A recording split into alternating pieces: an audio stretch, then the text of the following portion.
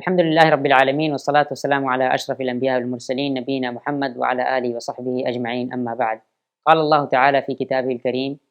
اننی انا اللہ لا الہ الا انا فاعبدنی واقم الصلاة لذکری۔ معزز سامعین کرام،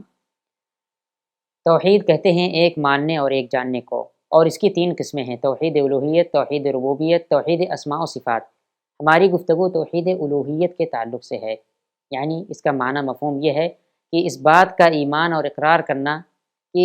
جتنی بھی عبادات ہے، جتنی بھی عبادتیں انسان انجام دیتا ہے، وہ صرف اور صرف خالص اللہ رب العالمین کے لیے انجام دی جائے، اس میں کسی کو شریک نہ کیا جائے۔ یعنی ایک انسان دعا کرتا ہے، نماز پڑھتا ہے، روزے رکھتا ہے، جتنی بھی ساری عبادتیں ہیں، یہ صرف اور صرف اللہ رب العالمین کے لیے صرف کی جائیں، کسی اور کے لیے نہیں۔ ان عبادتوں کا مستحق صرف اور صرف اللہ رب العالمین ہی ہے، اس میں کوئی اس کا دوسرا شریک نہیں ہو سکتا۔ اور اسی توحید کو مکمل کرنے کے لیے، اسی توحید کو لوگوں میں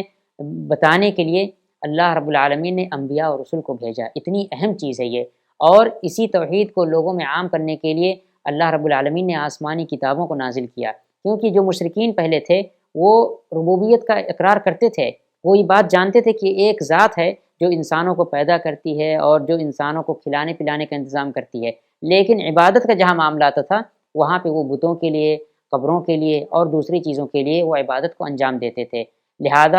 لوگوں میں توحید الوہیت کو قائم کرنے کے لیے اور لوگوں کے اندر توحید الوہیت کو واضح کر دینے کے لیے اللہ رب العالمین نے انبیاء اور رسول کو بھیجا، آسمانی کتابوں کو نازل کیا۔ یہ بڑی اہم توحید ہوتی ہے، اس توحید میں انسان اللہ رب العالمین کے ساتھ کسی کو شریک نہ کرے، وہ معمولی سی عبادت کیوں نہ ہو، چاہے وہ ظاہری عبادت ہو، یعنی جیسے ایک انسان دیکھتا نماز پڑھنا ہو گیا، یا باطنی عبادت ہے جیسے اللہ رب العالمین سے ڈرنا، اللہ پر بھروسہ کرنا، یہ سب دل کی عبادتیں ہیں۔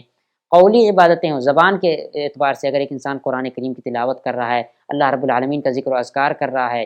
یہ ساری چیزیں، یا فعلی کسی انسان کوئی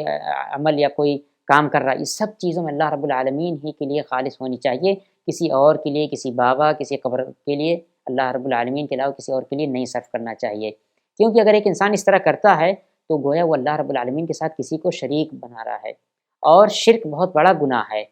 جسے اللہ رب العالمین معاف نہیں کرتا ہے۔ لہذا انسان ہمیشہ اس بات کی دعا کرے کہ اللہ رب العالمین اس کو توحید پر قائم رکھے، اور ہماری بھی یہ دعا ہے کہ اللہ ہم سب کو توحید پر قائم رکھے، شرک اور اس کی برائیوں سے اللہ رب العالمین ہمیں محفوظ رکھے۔ اقول قولی ھذا واستغفر اللہ لی ولکم، والسلام علیکم ورحمۃ اللہ وبرکاتہ۔